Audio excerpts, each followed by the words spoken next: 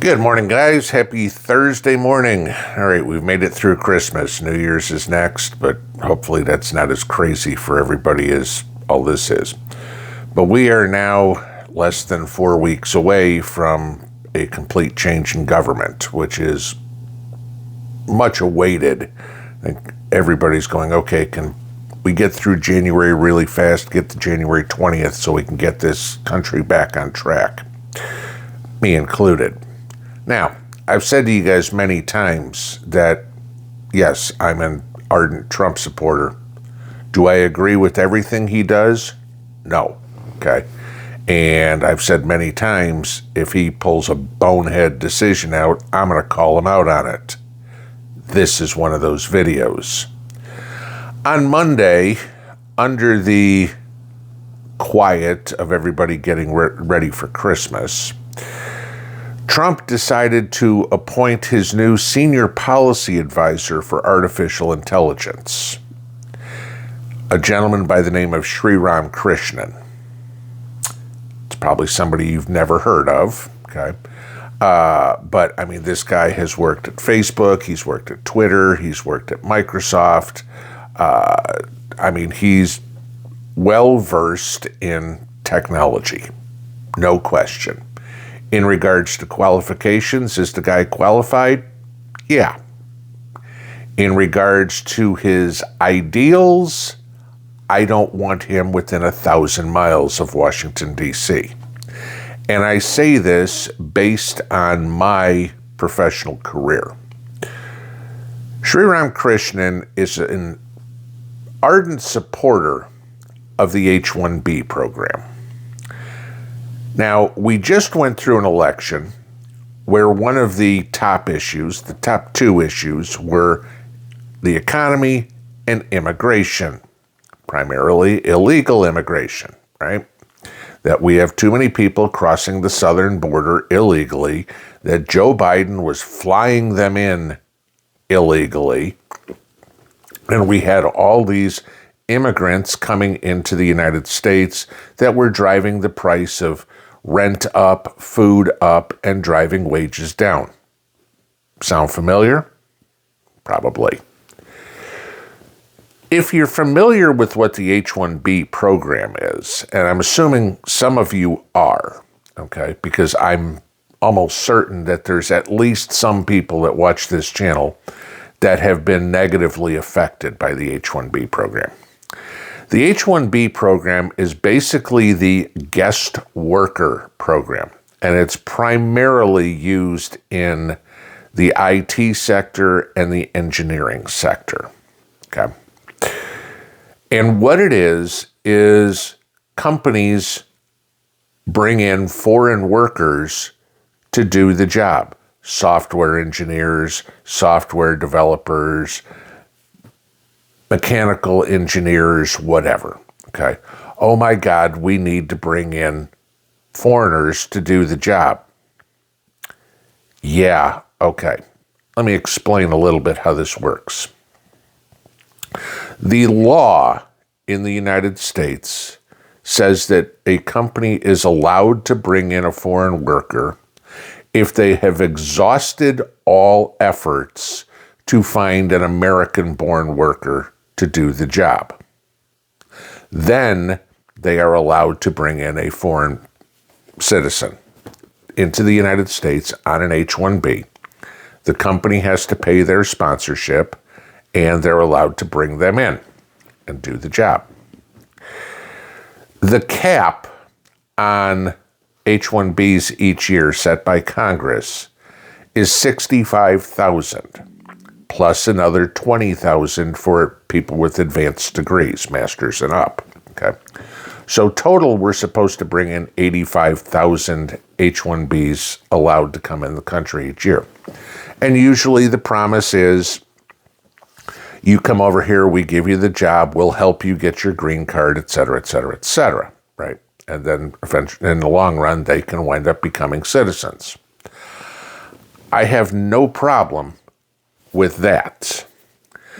The problem I have is that Krishnan here wants to expand the H1B program and remove the cap, and so that companies can bring in as many H1Bs as they want.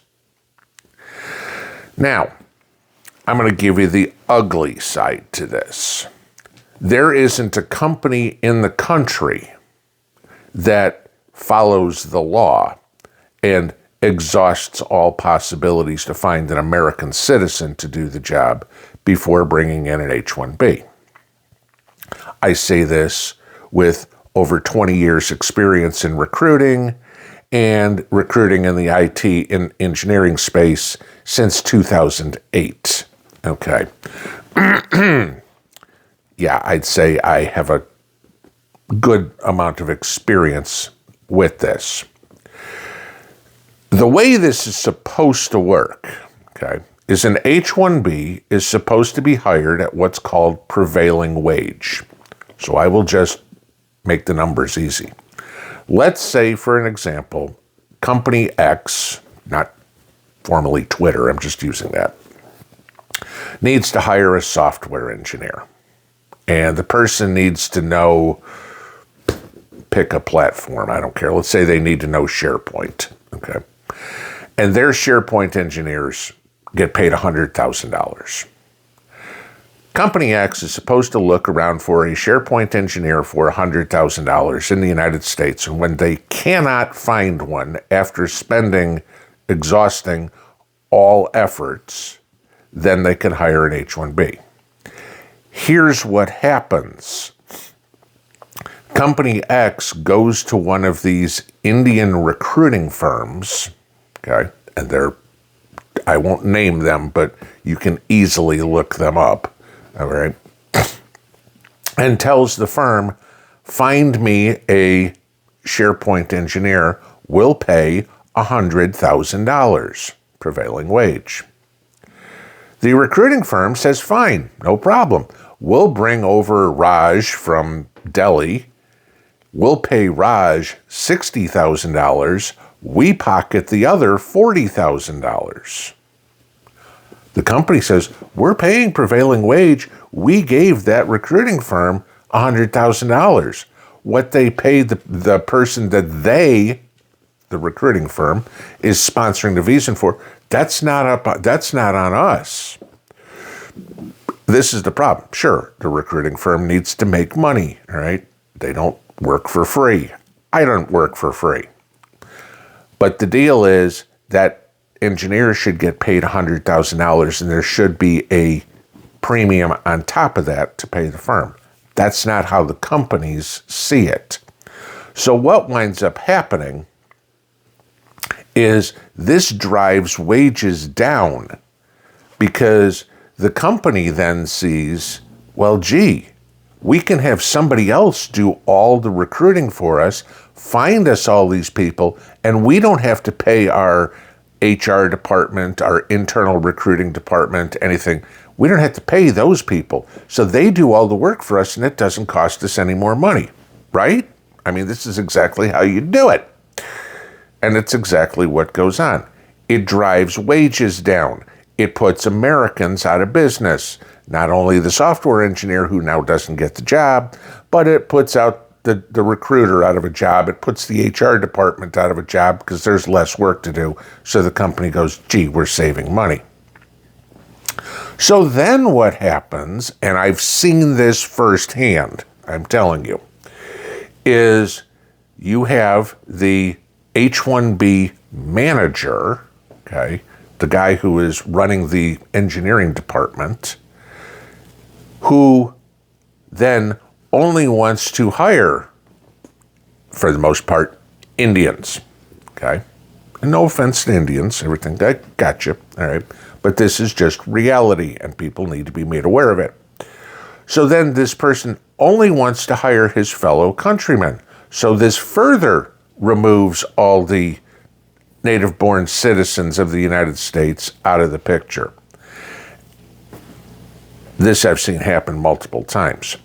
Payday rolls around, and there is a line in front of the manager's office for each one of the employees to pay the manager the bribe that he gets for hiring them. Because now this person got brought over from Delhi, they can potentially start a life in the United States. Trust me, they get a lot more money working here than they do in India. And they're happy. And so this manager takes his 20 employees, and each one of them kicks them a couple of $100 every payday. Manager goes, great, I got a few $1,000 in my pocket. These guys go, I've got a job in the United States. The Indian recruiting firm's going, good, we pocketed $40,000 on each one of these guys, and the only one that's screwed is the native-born citizen. That's how it works, guys. That's reality. Let them tell you whatever you want. I've seen all this with my own eyes. I worked in this industry for over 20 years. Okay. So how does it affect us? Well, here's the other problem. The diploma mills in India do not teach the guys the skills that they need. So they come over here with substandard skills comparatively to the native-born citizen here, but they're cheaper for the company, so the product they put out takes longer to get done in regards to software engineering. There's more bugs in the program. It doesn't work as well, and it winds up costing more in the long run, which is all passed down to you when you go buy your new phone, tablet, computer, Xbox, whatever. Play on the internet, okay? Watch YouTube videos. Whatever you do, it costs you more, it doesn't work as well. This is the issue. It's no different than everything else. We've all complained about DEI, right? Diversity, equity, and inclusion. We'd rather see the most qualified person get the job than somebody based on their skin color, sexual preference, gender, whatever, correct? This is the same issue. It's, gee, we'll hire this guy because it's cheaper for us, even though it makes the product more expensive for the consumer. This is where we, the public, are getting screwed. This is why I think this appointment by Trump is idiotic. Most of Trump's decisions are good. This one is atrocious. This one will affect all of us as end users in cost. This will affect many of us. A lot of us who watch this channel are retired or close to retirement age, but we all have kids and grandkids that are trying to go into the workforce. Good luck to them. Gee, I went and got my degree. There's plenty of stories like this. You can find them all over the internet in the last couple of days. I'm a white guy. I just got my degree from MIT.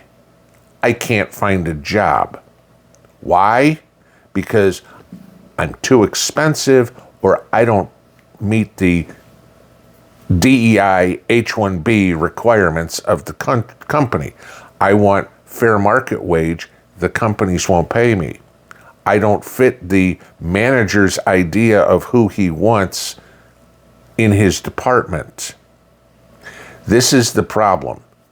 The H1B program is practically no different than the southern border problem we have.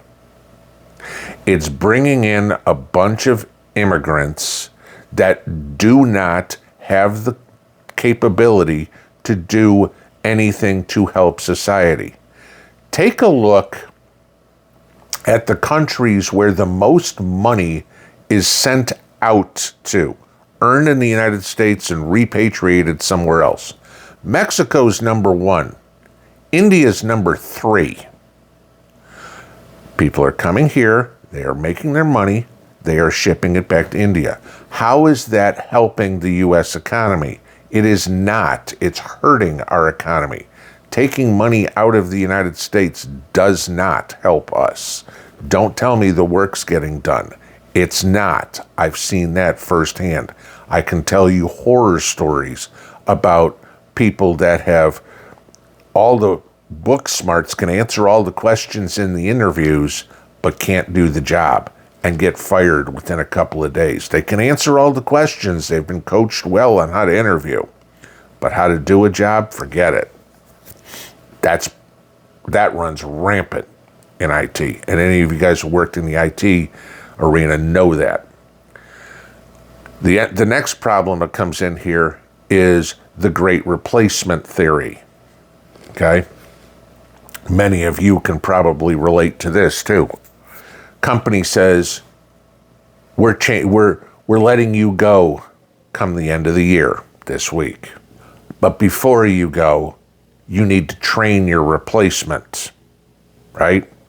And it's somebody that's cheaper and somebody that's here on a H1B visa. Tell me in the comments how many of you that's affected, okay? I've seen it happen many times. I've seen it happen in the recruiting industry where people have gotten laid off because the company has decided to outsource the recruiting to India. So imagine this. I can't tell you how many candidates I talked to, people looking for jobs when I recruited, that said they took my call because I spoke clear English. You know, all of a sudden it wasn't somebody trying to call them from Mumbai saying, hi, I have a job for you. No, here, what do you know? A guy that speaks clear English. We need to let anybody know we don't agree with this. This is going to take jobs away from America and Americans. If companies want to hire Indians, fine. Move your software development to India. But stop trying to take jobs away from us. And when Trump is coming in and doing something, appointing somebody whose big deal is that he wants to bring in more H1Bs, and we can't leave behind the fact that this guy also donated $1 million to Kamala Harris. This is a disaster for the American worker. And another one that we need to get loud about and say, this is unacceptable. My 2 cents, agree with me, disagree with me, that's fine. But, well, obviously I have no problem with immigrants because I married one, okay? I have a problem when people come into this country and it does not benefit this country, but actually damages this country. That we need to put a stop to. Pinball out.